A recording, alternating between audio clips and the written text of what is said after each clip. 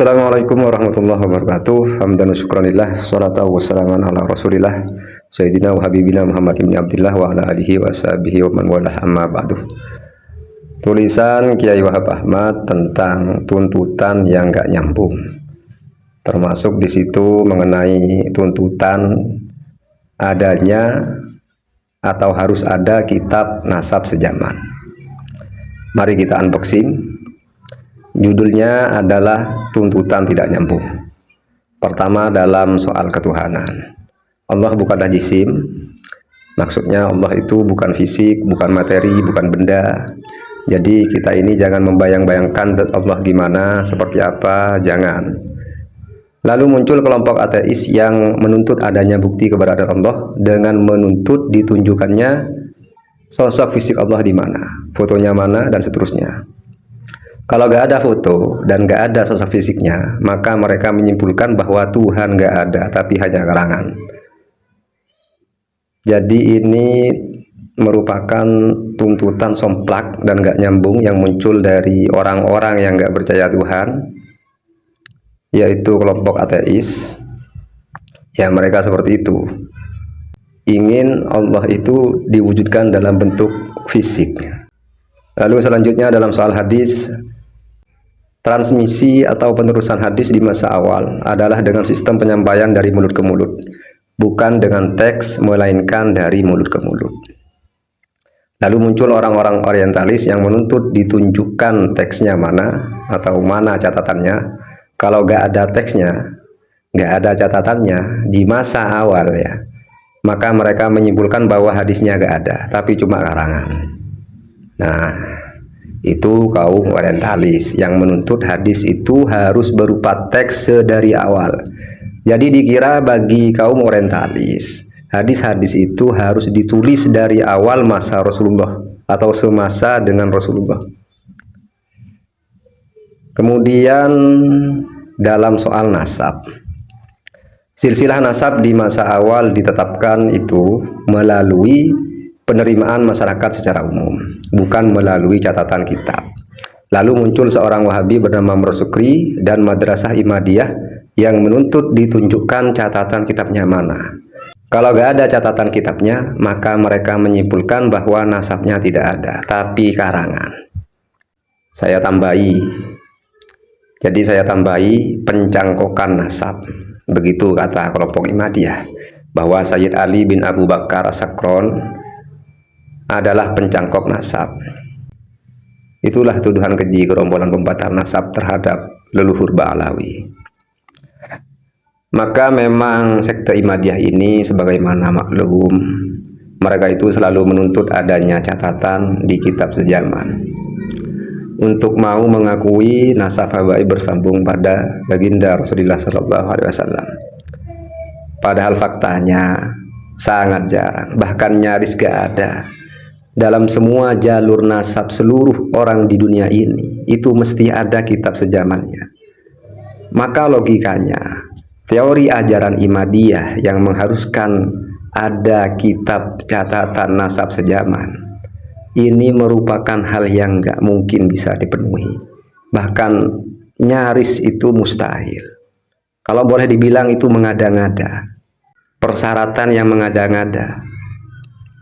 Dan dengan teori mensyaratkan adanya kitab sejaman, maka itu akan merungkatkan banyak nasab di dunia ini.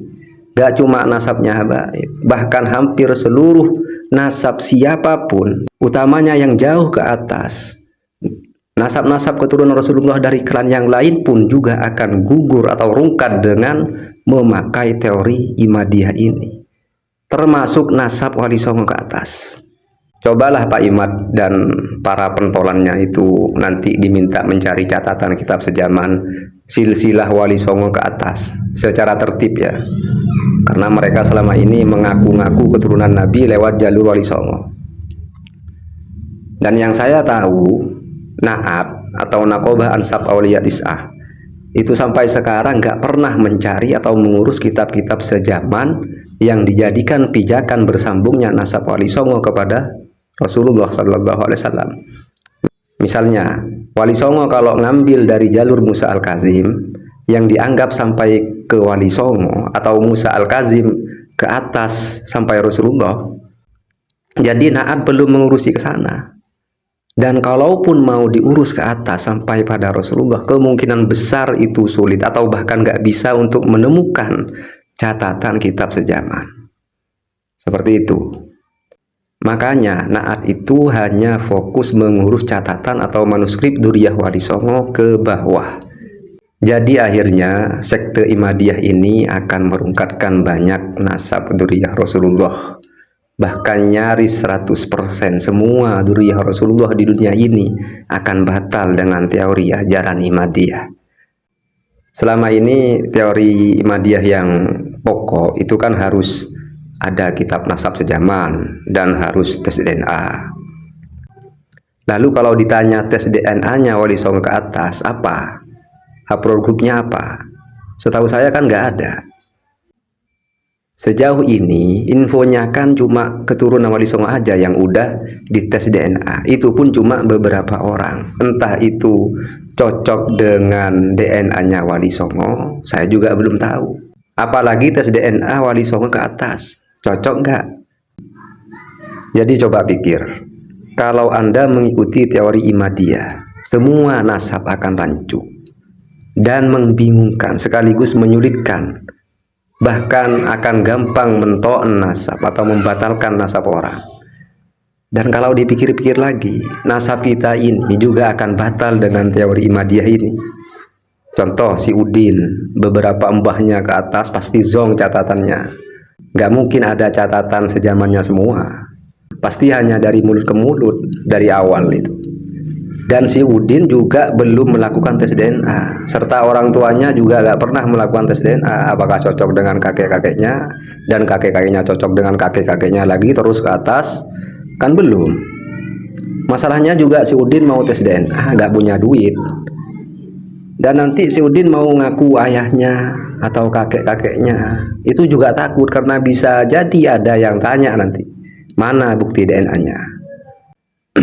Makanya dalam teori atau metode yang udah baku dan yang disepakati para ulama nasab dan ulama fikih, adanya catatan dalam kitab nasab adalah bagian dari opsi atau metode dalam menentukan nasab, bukan menjadi syarat menentukan nasab. Apalagi DNA, maka gak masuk opsi sama sekali kecuali dalam keadaan darurat.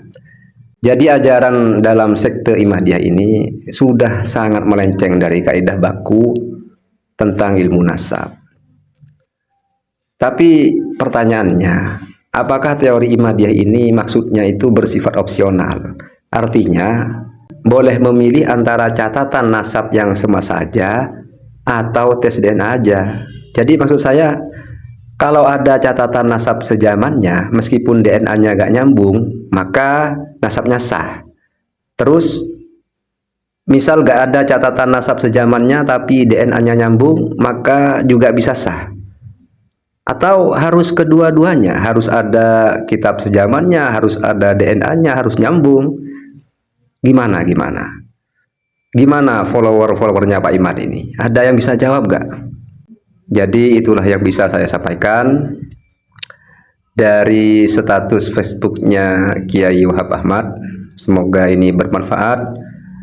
Wallahul muwaffiq ila aqwamit thoriq. Wassalamualaikum warahmatullahi wabarakatuh.